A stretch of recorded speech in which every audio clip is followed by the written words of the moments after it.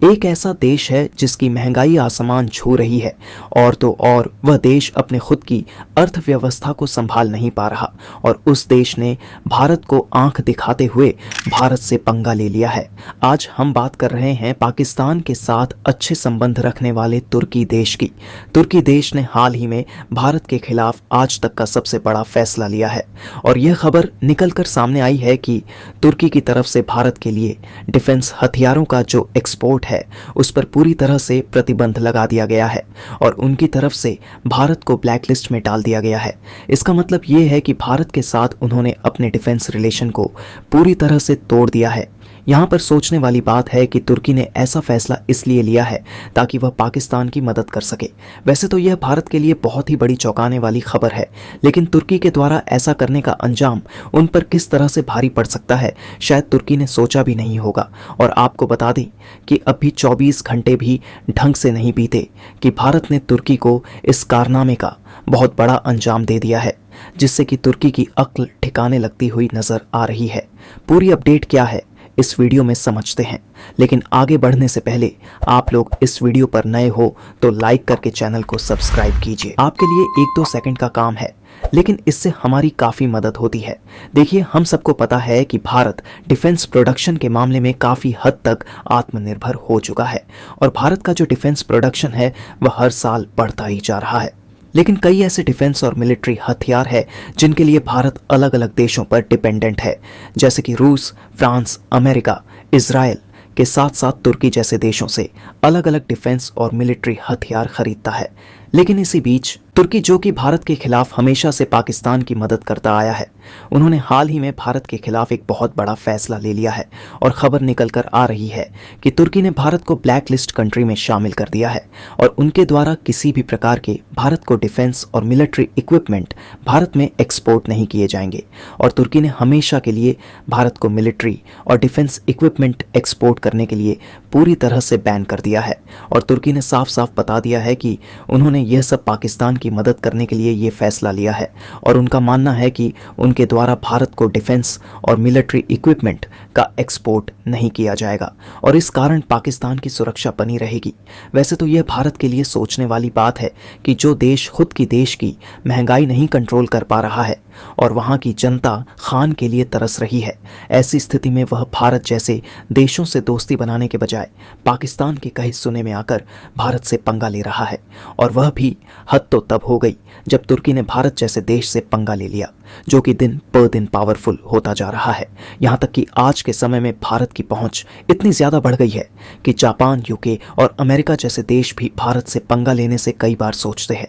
और भारत से पंगा लेने का अंजाम तुर्की को किस तरह से भारी पड़ सकता है, तुर्की को अभी से ही पता चलना शुरू हो चुका है। आपको बता दें कि आज के समय में भारत दुनिया का सबसे बड़ा डिफेंस और मिलिट्री इक्विपमेंट खरीदने वाला देश माना जाता है और भारत ने पिछले 4-5 सालों में इतना ज़्यादा हथियारों को दूसरे देशों से खरीदा है कि पिछले कई सालों के रिकॉर्ड टूट गए हैं, क्योंकि आंकड़े बताते हैं कि दुनिया के सभी देशों के द्वारा खरीदे जाने वाले हथियार में से 10% हिस्सा अकेले भारत का रहता है। हालांकि पिछले 1-2 सालों में भारत ने अपने डिफेंस प्रोडक्शन को बढ़ा दिया है, जिसके कारण भारत ने दूसरे देशों से डिफेंस और मिलिट्री इक्विपमेंट एक्सपोर्ट करना शुरू कर दिया है। लेकिन आपके लिए जानना ज़रूरी है कि कई डिफेंस और मिलिट्री इक्विपमेंट ऐसे हैं जिनके लिए अभी भी हमें दूसरे देशों के सामने हाथ फैलाना पड़ता है, क्योंकि उस तरीके की डिफेंस बनाने वाली टेक्नोलॉजी अभी भी भारत के पास मौजूद नहीं है। और इसी मजबूरी का फ़ायदा तुर्की ने उठाना चाहा है,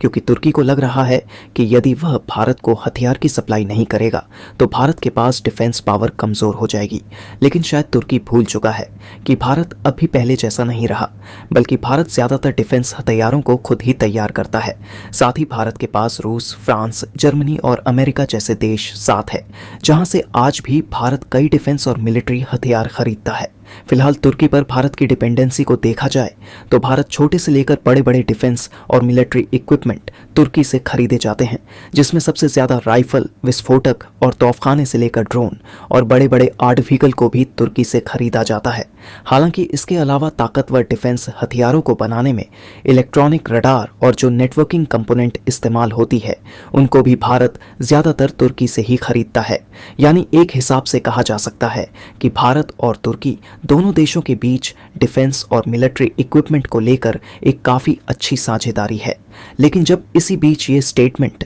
निकल कर आता है कि Turkey imposes blanket ban on defence export to India in favour of Pakistan, मतलब साफ है कि जो तुर्की की मिलिट्री और डिफेंस एक्सपोर्ट वाली कंपनी है, उन्होंने पाकिस्तान के फेवर में आकर भारत को ब्लैक लिस्ट कंट्री में शामिल कर दिया है और उनकी तरफ से भारत को अब कोई भी मिलिट्री के आर्टिकल्स एक्सपोर्ट नहीं किए जाएंगे। यहाँ तक उन्होंने खुलकर बता दिया है कि भारत दुनिया के टॉप 5 डिफेंस एक्सपोर्टर कंट्री में आता है और भारत की मार्केट इतनी बड़ी है कि हर साल लगभग $10 बिलियन से भी ज़्यादा डिफेंस प्रोडक्ट इंपोर्ट किए जाते हैं। लेकिन उसके बावजूद भी इनकी फ्रेंडशिप पाकिस्तान के साथ काफ़ी ज़्यादा अच्छी है, इसलिए पाकिस्तान के दुश्मन देश को भारत को तुर्की अब डिफेंस एक्सपोर्ट नहीं करेगा। यहाँ तक कि इन्होंने यह भी फैसला ले लिया है कि आने वाले समय में भी उनके देश की जो डिफेंस प्रोडक्शन कंपनियों है, उनको कभी भी अप्रूवल नहीं दिया जाएगा कि वह तुर्की से भारत को कोई भी डिफेंस प्रोडक्ट एक्सपोर्ट करेंगे। और इसके अलावा अपोजिट साइड से देखा जाए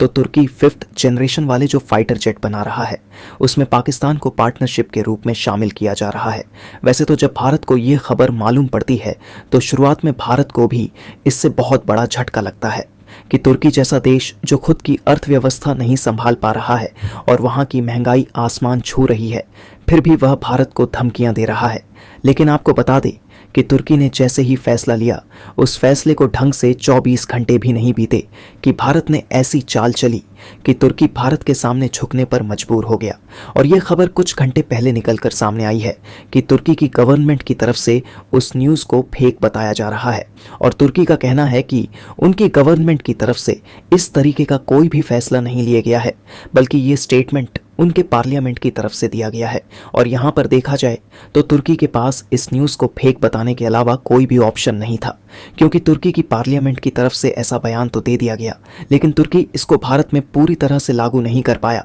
क्योंकि तुर्की को बाद में यह बात मालूम हुई कि भारत ने अप्रैल के महीने में तुर्की को शिप बिल्डिंग के कॉन्ट्रैक्ट से बाहर निकालकर बहुत बड़ा झटका दे दिया था। और तुर्की ने ऐसा किया तो भारत तुर्की के खिलाफ फुल एक्शन ले सकता है, क्योंकि तुर्की भारत को पहले वाला भारत समझ रहा था। लेकिन भारत के पास हर सवाल का जवाब है। शायद तुर्की ये भूल गया था कि अब भारत ऐसा देश बन चुका है कि इसके पीछे पीछे अब सारे देश आने को तैयार है। लेकिन आपको बता दें कि भारत के बिना कुछ बोले ही तुर्की ने अपना बयान वापस ले लिया, साफ इनकार कर दिया कि हमने ऐसा कुछ भी नहीं कहा है, ये सारी फेक न्यूज़ है। वैसे आपकी राय क्या है, हमें ज़रूर बताएं। और तुर्की इस तरीके का व्यवहार भारत के साथ कर रहा है, क्या भारत को तुर्की पर निर्भर रहना चाहिए? आप हमें यह ज़रूर बताएं। और वीडियो पसंद आई है तो वीडियो को लाइक करके चैनल को सब्सक्राइब कर दीजिए और अपने मित्रों तक इस वीडियो को ज़्यादा से ज़्यादा शेयर करें। हम आपसे मिलते हैं इसी तरह की इंफॉर्मेटिव वीडियो में।